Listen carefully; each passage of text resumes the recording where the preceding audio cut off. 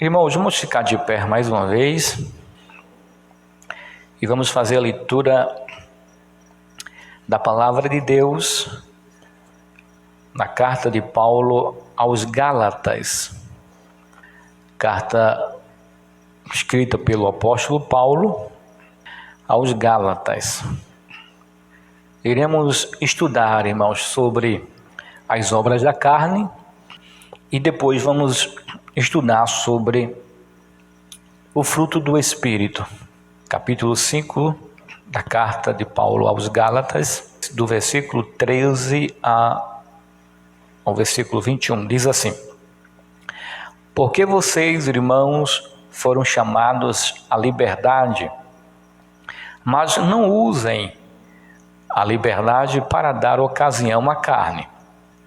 Pelo contrário, sejam os servos uns dos outros pelo amor, porque toda a lei se cumpre em um só preceito, a saber, ame o seu próximo como a você mesmo. Mas se vocês ficam mordendo e devorando uns aos outros, tenham cuidado para que não sejam mutuamente destruídos. Digo, porém, o seguinte: vivam no Espírito e vocês jamais satisfarão os desejos da carne, porque a carne luta contra o Espírito e o Espírito luta contra a carne, porque são opostos entre si, para que vocês não façam o que querem. Mas se são guiados pelo Espírito, vocês não estão debaixo da lei. Ora, as obras da carne são conhecidas e são imoralidade sexual, impureza, libertinagem, idolatria, feitiçarias, inimizades, rixas, ciúmes, iras, discórdias, divisões, facções, invejas, bebedeiras, orgias e coisas semelhantes a estas. Declaro a vocês, como antes já os preveni, que os que praticam tais coisas não herdarão o reino de Deus. Amém? Podeis tomar assento, irmãos. O apóstolo Paulo, quando escreveu para os irmãos da Galácia, ele escreveu por dois motivos. O primeiro motivo foi que lá na Galácia tinha os judeus supostamente cristãos. Eles estavam querendo que os irmãos gentios, que eram cristãos, que eram evangélicos, estavam tentando manipular para que eles obedecessem à lei mosaica. Teria que circuncidar, teria que sacrificar. Na verdade, esses irmãos judeus, eles não estavam preocupados com a pregação do evangelho, do cristianismo ou com os ensinamentos de Jesus. O que eles queriam era implantar na igreja o judaísmo e não o cristianismo. Estava querendo implantar o judaísmo e não os ensinamentos que Cristo deixou e o apóstolo Paulo continuou anunciando, pregando. E o outro fator problemático na igreja da Galácia era que os irmãos estavam vivendo em contenda, estavam discutindo, brigando. Segundo o texto aqui, no versículo 15, diz assim: Mas se vocês ficam mordendo e devorando uns aos outros, tenham cuidado para que não sejam mutuamente destruídos. Então, perceba que o apóstolo Paulo, ele tinha dois grandes problemas para resolver. Paulo, ele era o pastor presidente. Entre os apóstolos, Paulo, ele foi o maior evangelista, o maior missionário, o maior plantador de igreja. Só na Europa e em outros países, ele pregou, abriu igreja, ganhou almas, e ele sempre teve aquela preocupação em estar ensinando, né, para que o povo não pudesse de maneira nenhuma desviar dos caminhos do Senhor. E uma das coisas que o apóstolo Paulo escreveu aos Gálatas foi exatamente a questão para que eles não se desviassem. Veja, Gálatas capítulo 1 e o versículo 8, diz assim: mas ainda que nós, ou mesmo um anjo vindo do céu, pregue a vocês um evangelho diferente daquele que temos pregado, que esse seja anátema. Paulo estava combatendo as heresias. Ora, se somos cristãos e não vivemos debaixo da lei, então não havia necessidade de estar obedecendo a lei, seguindo a lei, vivendo conforme a lei. O apóstolo Paulo diz assim: porque vocês, irmãos, foram chamados à liberdade, mas não usem a liberdade para dar ocasião à carne. Pelo contrário, sejam servos uns dos outros. Esse problema aqui na igreja da Galácia era um problemão. Paulo não estava lá. Ali tinha um presbítero, um pastor local, e ele estava tendo problema com a igreja da Galácia. E o apóstolo Paulo, ele precisava ensinar a igreja. A gente sabe que até hoje tem pessoas que têm dificuldade entre o Velho e o Novo Testamento. Se confunde muito. No versículo 1 diz assim: mas irmãos, se ainda prego a circuncisão, por que continuo sendo perseguido? Nesse caso, estaria desfeito o escândalo da cruz. Quem dera até se mutilassem aqueles que estão perturbando vocês. Aqui era Paulo já indignado, com raiva, com esses judeus heréticos, né, que estavam tentando implantar o judaísmo, e Paulo ficou sabendo e combatia, através de suas cartas, contra essa heresia dentro do evangelho, dentro do cristianismo. Se a circuncisão era uma aliança entre Deus e Israel, assim também como a guarda do sábado, então não tinha nada a ver com a igreja, tinha a ver com Israel. Nós não somos israelitas por natureza, não, nós somos só pela fé, somos pela fé, como Abraão, somos todos filhos de Abraão pela fé, então a gente pode ser chamado de israelitas. Mas nós não somos israelitas, irmãos, de sangue. Nós não somos descendentes de judeus, né? Nós não somos. Então, não tem nada a ver o judaísmo com o cristianismo. O apóstolo Paulo está dizendo assim: olha, se for pregar o judaísmo e for viver de acordo com a lei e for circuncidar, então significa que a morte de Cristo foi em vão. A morte de Cristo foi escândalo. Não havia necessidade de haver um sacrifício maior. Não havia necessidade de Jesus vir lá do céu, como cordeiro, ser sacrificado e ter morrido por nós. Se era para viver conforme a lei, segundo as leis mosaicas, então não havia necessidade de pregar, de haver um único sacrifício para arrependimento. Não havia necessidade. Então, Cristo, ele veio exatamente para isso, para mudar, para nos libertar, para, de fato, perdoar as nossas dívidas, pagar as nossas dívidas. Paulo, no capítulo 5, fala exatamente sobre a liberdade cristã. E o apóstolo Paulo diz assim: no versículo 1, para a liberdade foi que Cristo nos libertou. Por isso permaneçam firmes e não se submetam de novo ao jugo de escravidão. Irmãos, a lei mosaica era um jugo de escravidão. Era um jugo de escravidão.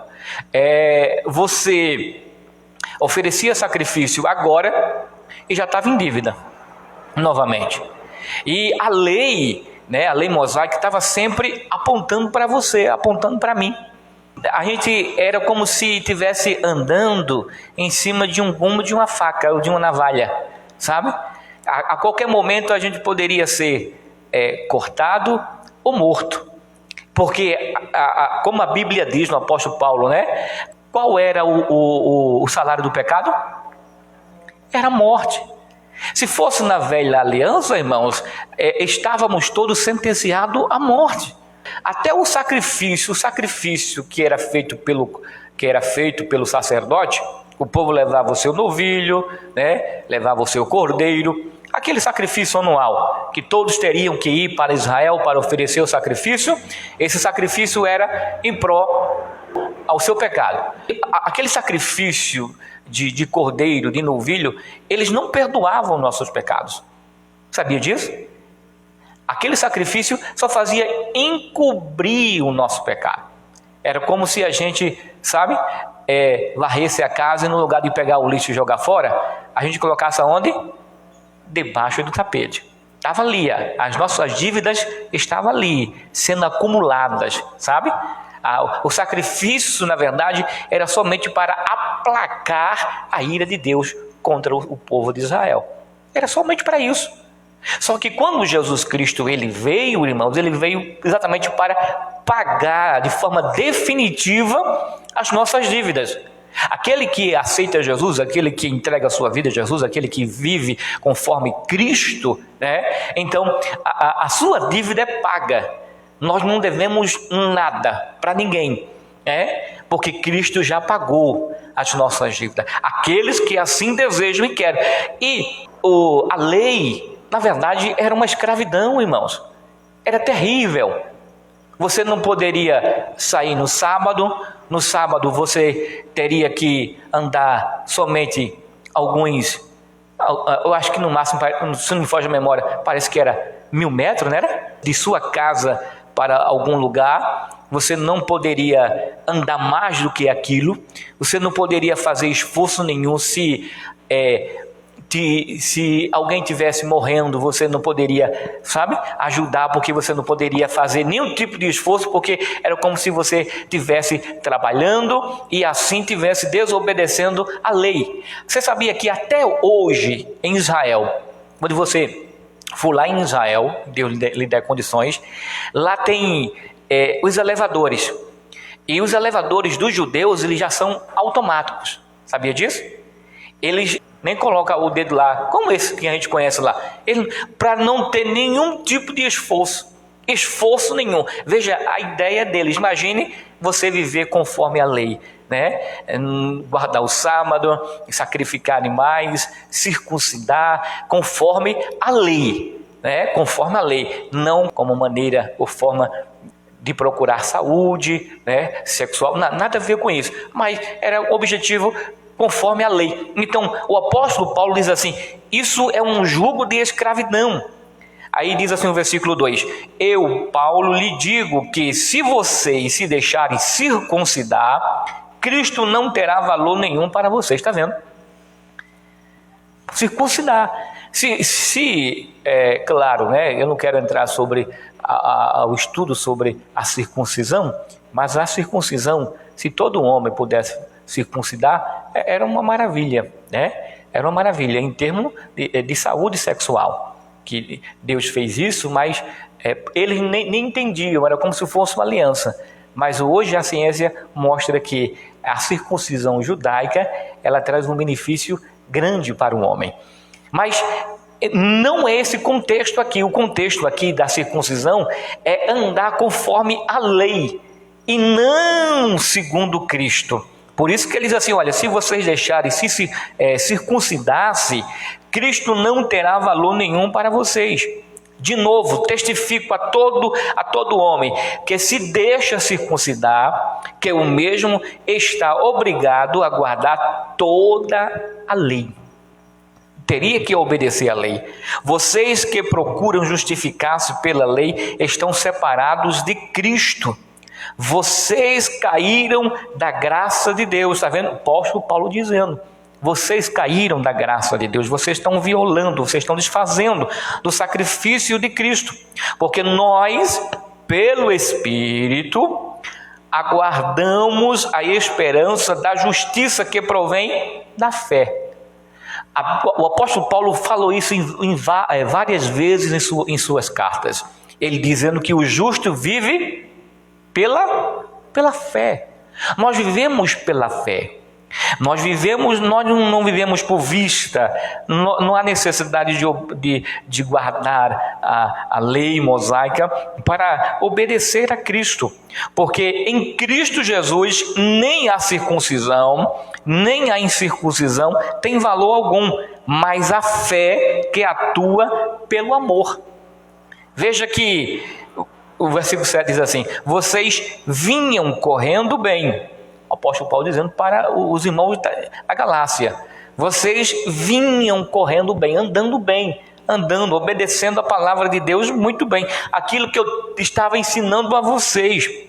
Quem foi que os impediu de continuar a obedecer? Quem? Os judeus que estavam lá. Os judeus, meus irmãos, eram viradinhos, sabe? Nós estudamos as igrejas de Apocalipse, vocês não lembram? Em todas elas, irmãos, estavam ali os judeus perturbando a vida dos cristãos, perseguindo a vida dos cristãos. Às vezes levava até a morte, viu? Muitos cristãos nas 7 igrejas da Ásia, o apóstolo João escrevendo, muitos irmãos ali foram mortos em virtude da perseguição dos judeus contra o cristianismo. A quem foi? Os judeus, né? Esta persuasão não vem daquele que os chamou, não vem. Um pouco de fermento leveda toda a massa. Tenho confiança no Senhor de que vocês não mudarão a sua forma de pensar. Esse era o objetivo de Paulo: ensinar, instruir, chamar para aquilo que ele estava ensinando, que ele tinha ensinado, formado a igreja, e agora estava vindo judeus. Irmãos, a gente sabe que tem tanta gente louca neste mundo, tanta gente louca. Meu Deus, é um pensamento que, se você sabe, ele disse que o evangelho é a partir de Romanos, a carta, os evangelhos até Atos, Mateus, Marcos, Lucas, João e Atos não são evangelhos, são lei. E segundo ele, disse que Cristo veio para pregar a lei e não pregar o evangelho. Ora, Cristo foi o fundador do evangelho. Como é que Cristo veio pregar sobre a lei? E o problema dessas pessoas é que eles não querem parar para escutar e aprender, não, sabe? Eles não querem aprender. Ele diz assim: Paulo, ele ensinou o evangelho, e Jesus não. Ele disse: mas o apóstolo Paulo não disse que a gente deveria ser imitador dele como ele foi de Cristo? Então, os ensinamentos que ele estava ensinando e pregando foi o de Cristo e não dele. Então, percebam, irmãos, como as pessoas são. Até a Santa Ceia, ele disse que a Santa Ceia é errado, batismo nas águas é errado. Eu digo: pronto, então não existe mais evangelho para ele. É um problemão. Então, fica difícil de você tentar ensinar o evangelho a essas pessoas quando elas não querem aprender. Ela não abre o coração para aprender o evangelho. Ele disse assim: o irmão, está na Bíblia. Jesus disse: façam isso todas as vezes que reunirem. Façam isso, né? E o apóstolo Paulo, no capítulo 11 de 1 Coríntios, a partir do versículo 23, o apóstolo Paulo ensinou a igreja de Coríntios. Ele estava ensinando aquilo que ele tinha aprendido de Cristo. Então a Santa Ceia é real, é necessário, está na Bíblia, mas infelizmente tem muita gente que não quer aprender de jeito nenhum, fica escutando, sabe, muitos vídeos de YouTube de pessoas que têm uma vida ministerialmente falida, uma vida cristocêntrica falida, uma pessoa que não prospera, não prosperou, não prospera, não tem como prosperar, aí se levantam como instrumento do diabo para escandalizar o Evangelho. O objetivo deles são simplesmente escandalizar, falar mal do Evangelho, falar mal de pastor, falar mal de Cicrânio, de Beltrânio, e isso não leva a lugar nenhum. O que é que leva? Ao escândalo, ao escândalo, leva a problemas. As pessoas que escutam e dão ouvido a essas pessoas é porque, na verdade, são pior do que elas, Uma pessoa que dá ouvido à heresia, a palavras contrárias ao Evangelho. Aí entrou também até na questão do dízimo. Eu não concordo com o dízimo de jeito nenhum.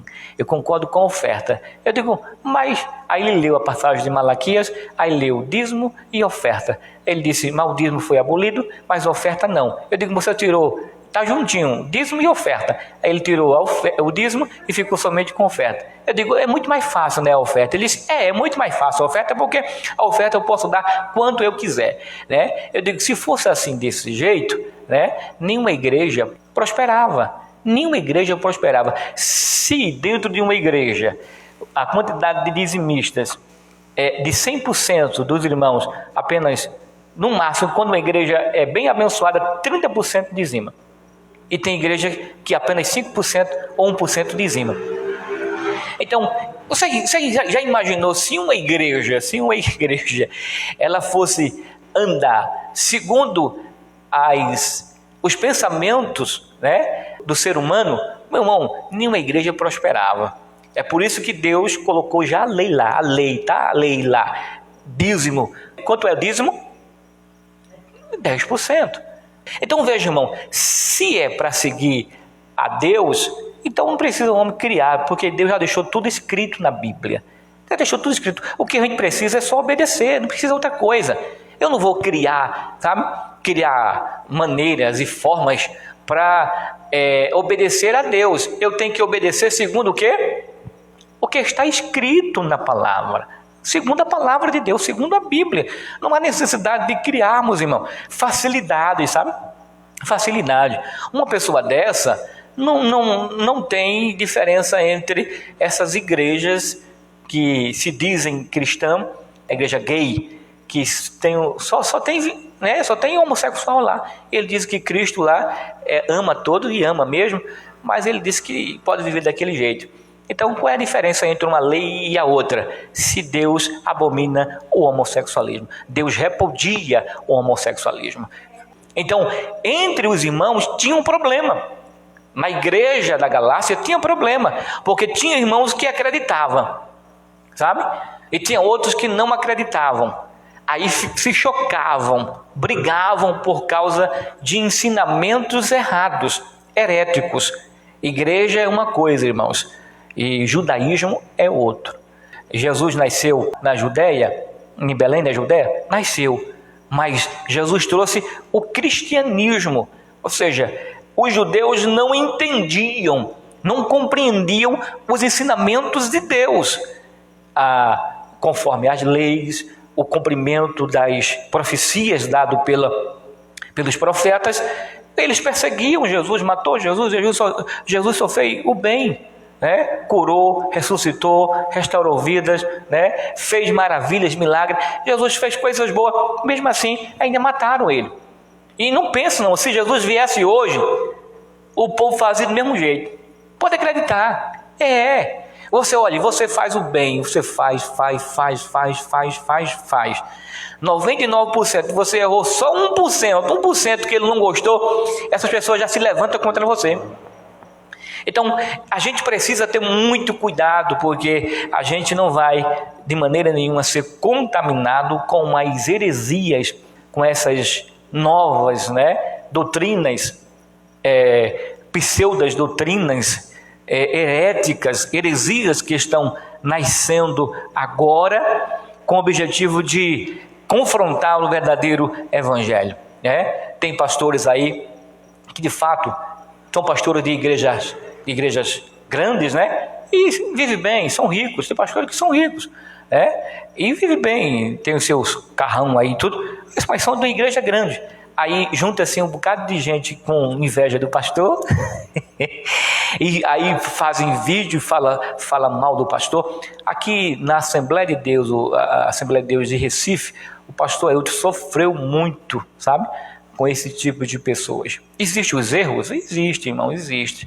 Mas isso não nos leva ou nos dá o direito de nos levantarmos contra pastor, contra a instituição, contra a igreja, levar para a justiça, levar para a boca do ímpio, para o ímpio julgar as questões das igrejas. Esse é o problema, sabe? Eles levam para a justiça. Quem vai julgar a igreja, as coisas de Deus? O ímpio, e não a igreja. Então esse é o maior problema. Essas pessoas estão loucas e não sabem, ou se sabem, não sei, ou estão cegas, que estão sendo de fato um instrumento do diabo contra o evangelho. Então o apóstolo Paulo estava ensinando, irmão. Aí vou ler novamente aqui o versículo 13. Porque vocês, irmãos, foram chamados à liberdade, mas não usem a liberdade para dar ocasião à carne.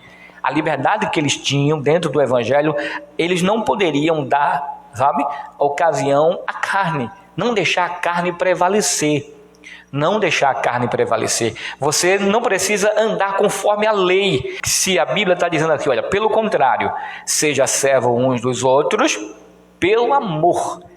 Não é por obrigação, não é por estar exigindo como se fosse escravo, não, é por amor. Você vai servir uns aos outros por amor, vai servir, vai ajudar, porque toda lei se cumpre em um só preceito, a saber, ame o seu próximo como a você mesmo. Está aí, toda lei resume-se aí. Por quê? Porque quem ama o seu próximo, irmão, não vai fazer o quê?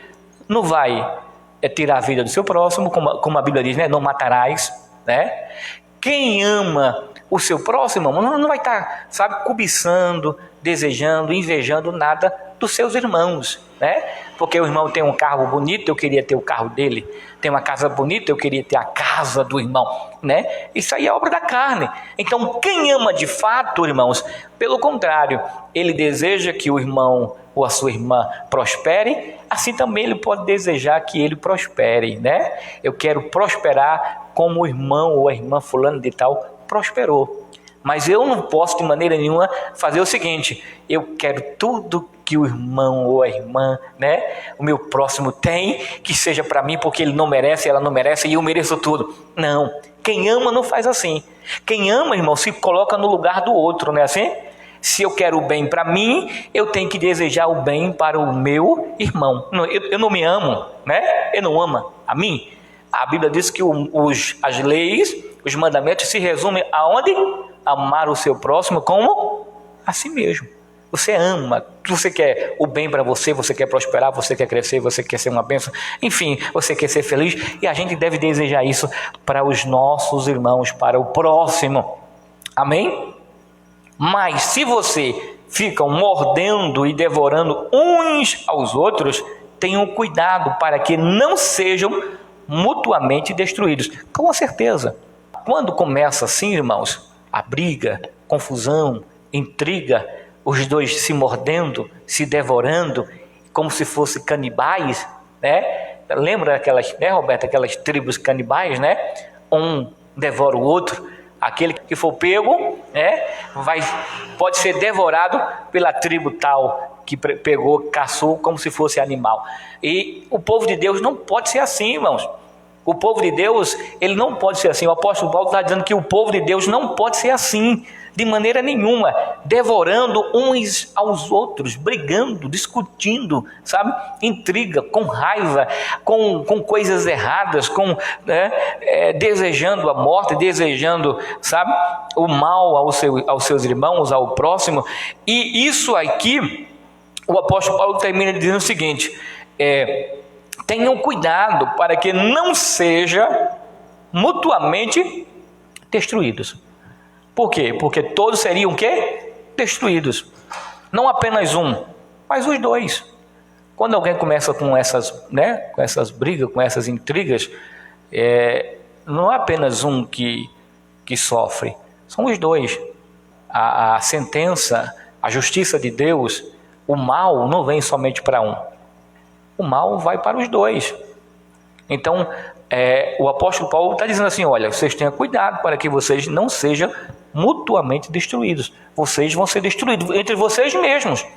Tenham cuidado. Aí diz assim, digo, porém, o seguinte, vivam no Espírito e vocês jamais satisfarão os desejos da carne. Agora, o primeiro ponto que eu quero falar aqui, irmãos, o que é viver no Espírito? Vivam no Espírito e vocês jamais satisfarão os desejos da carne. O que é viver no Espírito? Será que viver no Espírito é viver assim com os olhos fechados? E fazendo assim, Porque tem gente que pensa que viver em Espírito ou estar em Espírito, quando senta no banco, tem que estar assim, já orando. Manda Jesus, fogo, estou orando.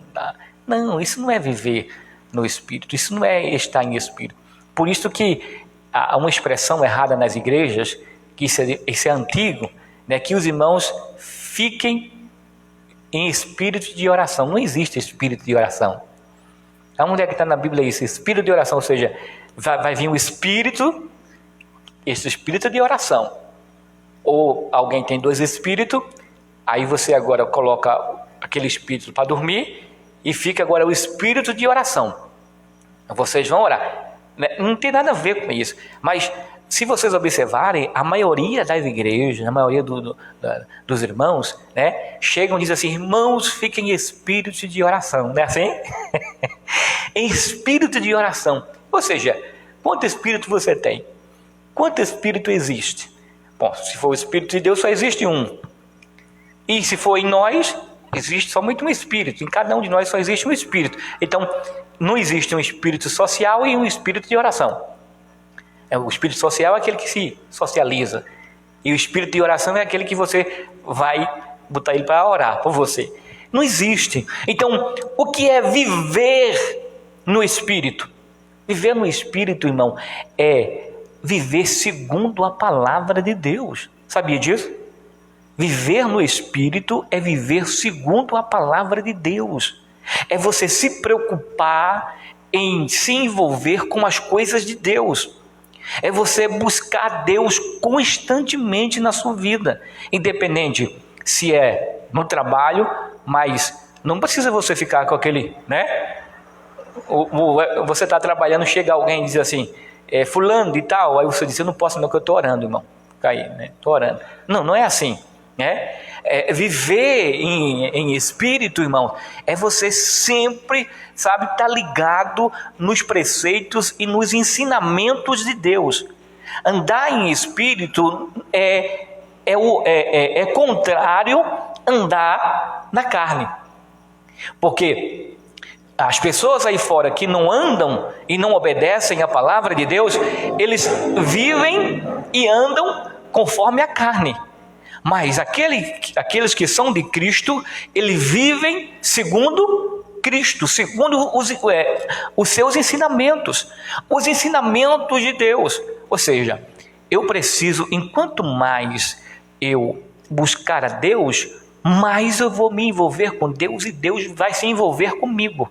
Enquanto mais eu leio a palavra, mais o Espírito Santo, mais Deus se aproxima, Deus nos ensina, a gente fica cheio da palavra. Quanto mais a gente ora, mais a gente se aproxima de Deus.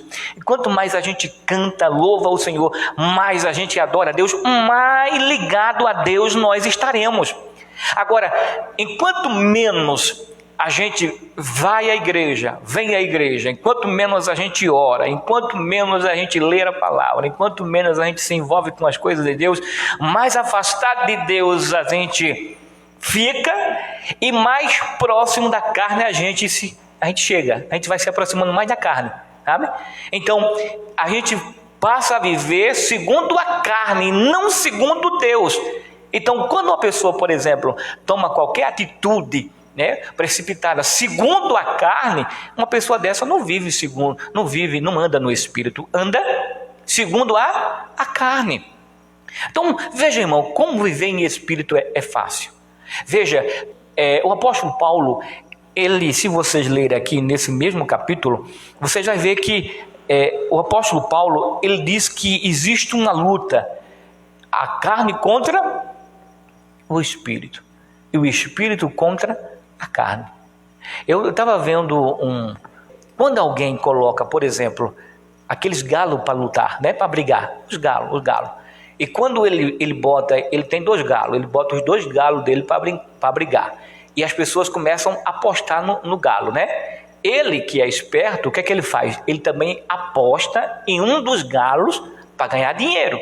Ele não vai colocar somente os galos dele lá para brigar, servir de espetáculo e não ganhar nada. Só que é o seguinte, em todos os galos que ele, que ele bota para brigar, e ele aposta, digamos, o galo vermelho e o galo branco. Aí quando ele aposta no galo branco, o galo branco ganha. E quando ele bota outra vez para brigar, ele aposta no galo vermelho, o galo vermelho ganha. Por quê? Sabe o que eles fazem? Eles deixam de alimentar um dos galos. Ele é esperto. Ele pensa assim, hoje eu vou apostar no galo vermelho. Então eu vou alimentar o galo vermelho e deixar o galo branco com fome. É claro que uma pessoa com fome fica o quê? Fraca. Não tem resistência. Cansa. Aí alguém pode dizer assim, mas como pode tu ganhar todas e tu acertar todas? É muito fácil. Eu deixo um dos galos com fome e aposto naquele que eu dei de comida a ele. Assim é o nosso corpo, irmão. Assim é o nosso espírito, sabe? Enquanto mais a gente alimenta o espírito, mais forte a gente fica. Enquanto mais a gente alimenta a carne, mais a carne fica forte. E o espírito fica fraco. Então, quando a gente ora, a gente alimenta o Espírito. Quando a gente lê a palavra, a gente está alimentando o Espírito. Quando a gente vai buscar a Deus, a gente está alimentando o Espírito e, matando a carne, deixando a carne com fome. E quando deixa a carne com fome, a carne fica fraca. Então, a gente vence. Do contrário, quem perde somos nós. Se a gente alimenta, por exemplo, eu vou à igreja quando eu bem entender. Eu vou à igreja, eu não estou nem preocupado em orar, não estou preocupado em ir para a igreja, tanto faz eu ler a palavra como não, sabe? Eu não me preocupo com a minha vida espiritual. Uma pessoa dessa é uma pessoa fraca. O espírito dessa pessoa, né, a vida espiritual, é uma vida fraca. Ela não vai andar segundo o Espírito. A sua atitude, irmão, não será uma atitude em qualquer problema que ela tiver, sabe? Qualquer problema, apareceu um problema. Quando surge um problema, aí primeiro vem o quê? A razão. Mas eu fiz isso, mas é isso, mas aquilo é isso. Comigo é assim. Eu sou assim, eu nasci assim. Eu vou fazer assim. Se quiser, morra pelos dentes. Não é assim. Agora me diga, é uma pessoa que está andando no espírito ou está andando na carne? Na carne, irmão. Porque quem anda na carne, quando leva uma tapa, está preparado para dar umas 10 de volta, não é não? Homem! Mas o que foi que Jesus ensinou? Quando alguém bater na tua face direita, você dá com a mão esquerda, é assim? Vira a outra face. Veja o que Jesus ensinou, irmão. Então, andar em espírito, né, é você sempre ser sábio, inteligente, fazer aquilo que Jesus quer que você faça. Quando alguém não anda em espírito, não alimenta o espírito, alimenta só a carne, a sua atitude é só essa, atitude carnal, atitude de mulher carnal, mulher ímpia, atitude de homem carnal, né? Não de homem crente, não de mulher crente, mas de homens e mulheres carnais, né? Que vivem segundo a carne e não segundo o espírito, porque Jesus manda amar. Jesus ele fez e ensinou isso, que ele falou assim, olha, Deus ele ama o pecador, aborrece o pecado, mas ama o pecador. Irmão, se fosse sabe, pelas nossas próprias obras, pelos nossos próprios méritos. Jesus não tinha vindo não, irmão, morrer por nós não. Ele teria não, Jesus não teria vindo não, porque a Bíblia diz que Deus olhou para a terra e viu que existia 99,99% justo. Foi assim? Foi assim? Nenhum justo sequer, irmão. Está vendo? Então, Jesus não era nem 1%, viu? Não era nem 0,1%. Não tinha um justo na terra, mas ele enviou. Então, a nossa atitude não deve ser uma atitude ímpia, sabe? Quando você vê alguém, sabe, brava na igreja, quando você vê alguém querendo resolver o problema na raça, é porque essa pessoa não é espiritual.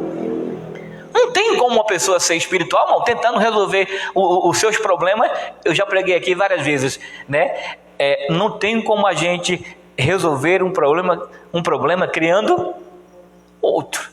Eu estou aqui 2 anos com os irmãos, 2 anos com os irmãos, e eu acho que 2 anos falando isso aqui. Não tem como a gente resolver um problema criando outro. Perca para ganhar. Assim, irmão, perca para ganhar, mas não queira ganhar para perder, porque a gente perde a nossa identidade. É assim, Marinei? A gente perde a nossa identidade. A gente não pode perder a nossa identidade como servo, como filho de Deus, sabe? Como uma nova criatura. Somos nova criaturas, nós não somos velha criatura. A velha, irmão, quando não era crente, eu era viradinho, viu? Eu era viradinho quando não era crente. Eu brigava com o vento. No centro do Recife, um lugar agitado daquele, todo mundo bravo, né? Também a tendência é ser bravo também. Mas quando Jesus teve um encontro comigo, irmão, ele mudou a minha vida. Eu resolvi resolver os meus problemas debaixo da graça de Deus, segundo a vontade dele e não segundo a minha vontade, porque eu termino ganhando, sabe?